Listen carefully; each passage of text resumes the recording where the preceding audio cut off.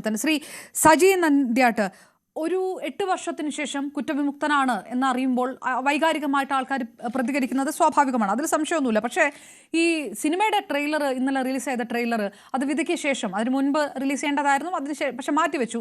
അങ്ങനെ ഇന്നലെ റിലീസ് ചെയ്ത ആ ട്രെയിലറിനകത്തുള്ള ചില വാചകങ്ങൾ പരോക്ഷമായിട്ട് വെല്ലുവിളിക്കുന്നതാണ് എന്ന് തോന്നിയാൽ അതിശയിക്കാനില്ല. വിധിക്ക് മുൻപ് തയ്യാറാക്കി വെച്ച ഒരു ട്രെയിലർ പോലെ അതിൽ ചില വാചകങ്ങൾ കാണിക്കുമ്പോൾ ഒറ്റ സെക്കൻഡ് ഞാൻ പറയാം. തനിക്കെതിരെയുള്ള കാത്തിരുന്ന എൻ്റെ കംബാക്ക് മൊമെന്റ് എന്ന് നായകൻ പറയുമ്പോൾ കേരള പോലീസിനെ കാണിച്ചുകൊണ്ടാണ് ആ വാചകം. ഇതൊരു പ്ലാൻ ചെയ്തു വെച്ച ട്രെയിലറാണോ? നിങ്ങൾക്ക് നിങ്ങളുടെ ഈ മഞ്ഞക്കണ്ണ മൊത്തം നിങ്ങൾക്ക് ഭംഗിയായിട്ട് തോന്നും. നിങ്ങളുടെ ഒരു പ്രശ്നം എന്നാ അറിയോ? ഇപ്പോ ദിലീപിന്റെ പടം രാമലീല ഇറങ്ങി അറസ്റ്റ് ചെയ്യപ്പെട്ടപ്പോ ആ പടം നേരത്തെ ഷൂട്ട് ചെയ്തതാണല്ലോ. അതിലൊരു ഡയലോഗുണ്ട്. എന്താണ്? എന്നെ പ്രതിയാക്കാൻ ആരോ തീരുമാനിച്ചുറപ്പിച്ചതുപോലെ ഞാൻ പ്രതിയാകണമെന്ന് ആരൊക്കെയോ എവിടെ ഇരുന്ന് തീരുമാനിച്ചെന്ന് ആണ് ആ ഡയലോഗിന്റെ അർത്ഥം.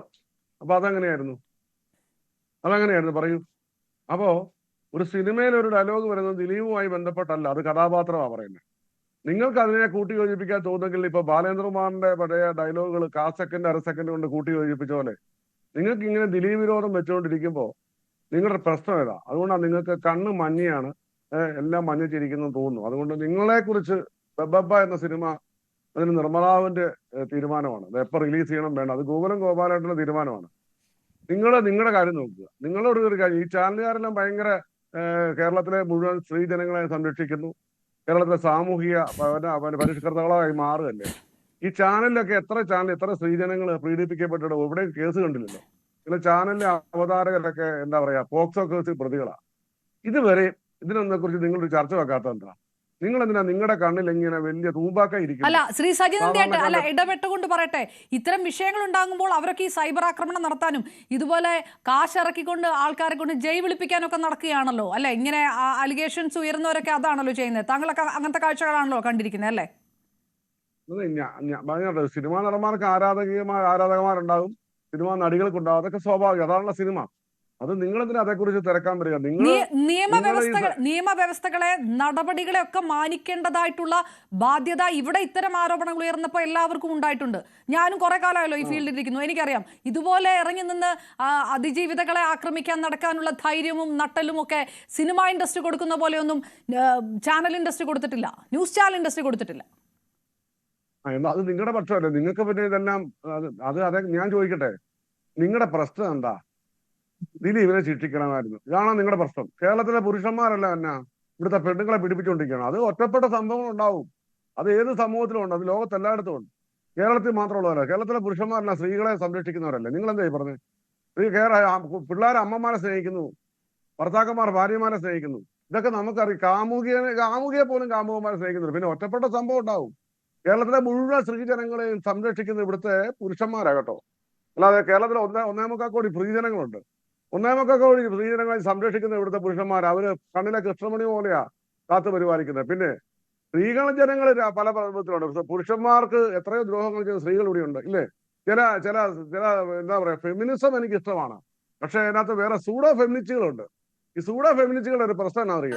ശ്രീ സജി നന്ദ്യാട്ട്, ഈ പറയുന്നത് താരസംഘടനയുടെ ഭാരവാഹികളെ കുറിച്ചൊന്നും അല്ലല്ലോ, അല്ലെ? ഒരു സംശയം കൊണ്ട് ചോദിച്ചതാ, കാരണം നമ്മുടെ ടോപ്പിക് ഇതാണല്ലോ. താരസംഘടന നിങ്ങളുടെ പണി നിങ്ങളുടെ പണി നോക്ക്. താരസംഘടനയുടെ അത് സ്വകാര്യ സംഘടനയാ, ഗവൺമെന്റ് സംഘടനയൊന്നും അല്ല. താരസംഘടനയ്ക്ക് സൗകര്യം പോലെ അവർ ചെയ്യും. അവർക്ക് അവരുടെ മെമ്പർമാരെ സംരക്ഷിക്കുക, പുറത്താക്കുകയോ എടുക്കുകയോ നിങ്ങൾക്ക് തന്നെ കയറാം. നിങ്ങൾ ഇതിനകത്ത് ഇടപെടാൻ പോണേ. നിങ്ങളുടെ പ്രശ്നം എന്താന്ന്? ശ്രീ സജി നന്ദ്യാട്ട്, ദിലീപിനോട് അഗൈതവമായ സ്നേഹമുള്ള ഒരാളാണ് സജി നന്ദ്യാട്ടെന്ന് ഈ കഴിഞ്ഞ വർഷങ്ങൾ കൊണ്ട് നമുക്കറിയാം, അതിൽ തർക്കമൊന്നുമില്ല. താരസംഘടനയുടെ വിഷയത്തിൽ അതല്ല, 2 നിലപാട് എടുക്കേണ്ട സാഹചര്യത്തിലേക്ക് വന്നിരുന്നു. ഇപ്പോൾ താരസംഘടനയ്ക്ക് ആർക്കാണ്? താങ്കൾ ആ സ്നേഹത്തെ കുറിച്ചാണല്ലോ വാദോരാതെ പറഞ്ഞുകൊണ്ടിരിക്കുന്നത്. ആ സ്നേഹം താരസംഘടനയ്ക്ക് ആരോടാണ്? ദിലീപിനോടാണോ അതിജീവിതയോടാണോ എന്ന് താങ്കൾക്ക് എന്തെങ്കിലും ഒരു ധാരണയുണ്ടോ? എനിക്കില്ലാത്തതുകൊണ്ട് ചോദിച്ചതാണ്. ശ്രദ്ധിക്കൂ, താരസംഘടനയിൽ 99.9% പെണ്ണുങ്ങൾ അവിടെയുണ്ട്, സ്ത്രീജനങ്ങൾ അവിടെയുണ്ട്. അവിടെ ഒരു മാസം താരസംഘടന അവിടുത്തെ താരങ്ങളായ സീനിയേഴ്സിന് അവർക്ക് പെൻഷൻ കൊടുക്കുന്നുണ്ട്. ആ പെൻഷൻ കൊണ്ട് ജീവിക്കുന്നവരുണ്ട് കേട്ടോ, മരുന്ന് വാങ്ങിക്കുന്നവരുണ്ട്. അതിന് കാരണക്കാരൻ ദിലീപാ. 2010 എന്ന സിനിമയുണ്ടല്ലോ, ആ സിനിമ ഇറക്കിയ താരസംഘടനയ്ക്ക് ഫണ്ടുണ്ടാക്കിയത്. ആ താരസംഘടന ദിലീപിന് വേണ്ടിയിട്ടല്ല ചെയ്തത്. ശ്രീ മമ്മൂട്ടിയും ശ്രീ മോഹൻലാൽ ഉൾപ്പെടെ നേതൃത്വം അവർക്ക് താരസംഘടനയുടെ നേതൃത്വം ഇതിന് അവർക്ക് സിനിമ കിട്ടത്തില്ലേ? അതുകൊണ്ടല്ല, അവരുടെ അംഗങ്ങളെ സംരക്ഷിക്കാൻ വേണ്ടി അവർ നല്ല പ്രവർത്തനം ഒത്തിരി വീടുകൾ വെച്ച് കൊടുക്കുന്നുണ്ട്. എത്ര പേർക്ക് വീട് വെച്ച് കൊടുക്കുന്നുണ്ട്?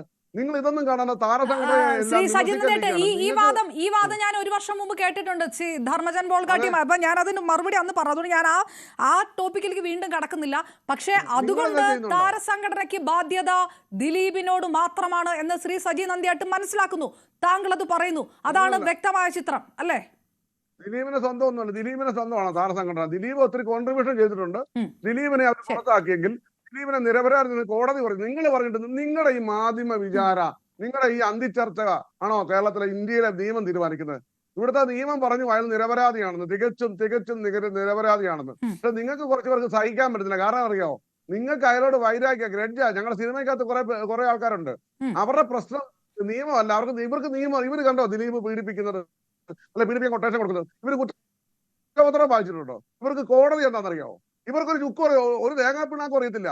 പിന്നെ അവർക്ക് ആകെ അറിയാവുന്ന ഒറ്റ കാര്യമുള്ളൂ, അവർക്ക് ദേഷ്യമാ. ആരോടാ ദേഷ്യം? ദിലീപിനോട്. ദിലീപിനെ ഒന്നാം വെറുതെ വിട്ടോ, കുഴപ്പമില്ല. എല്ലാരും 6 പേരെ ശിക്ഷിച്ചു, അതൊന്നും ഞങ്ങൾക്ക് പ്രശ്നമല്ല. അവരതേക്കുറിച്ച് പറയുന്നില്ല. ദിലീപിനെ ശിക്ഷിക്കാതിരുന്നത് ഭയങ്കര പ്രശ്നമായി പോയി.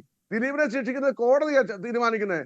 വർഷങ്ങൾ നീണ്ട ലീഗൽ പ്രൊസീഡിങ്സ് ഉണ്ട്. കോടതി എന്ന് പറയുന്നത് നിങ്ങൾ ഉദ്ദേശിക്കുന്ന പോലെ മാർജിൻ ഫ്രീ മാർക്കറ്റ് അല്ല. ശ്രീ സജി നന്ദിയാട്ട്, കേസിന്റെ മെറിറ്റും അതവിടെ നിൽക്കട്ടെ. അതായത് ഈ പറയുന്നതാണ് താരസംഘടനയ്ക്കുള്ള നിലപാട്. താരസംഘടനയ്ക്ക് ദിലീപിനെ തള്ളിക്കളയാൻ കഴിയില്ല.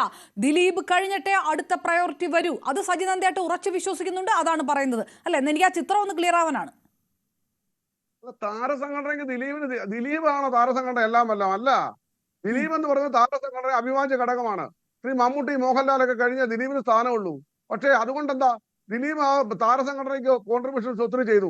20 കോടി രൂപ താരസംഘടനയ്ക്ക് 2020 സിനിമ മുടക്കി നൽകിയ ആളാണ്. ആ താരസംഘടനയ്ക്ക് ഫിനാൻഷ്യൽ ഒരു ബാക്ക്ഗ്രൗണ്ട് ഉണ്ടാക്കിയ ദിലീപാണ്. ആ താരസംഘടനയ്ക്ക് ഒത്തിരി സഫർ ചെയ്തിട്ടുണ്ട്. എന്തിനു വേണ്ടിയിട്ടാണെന്നറിയോ?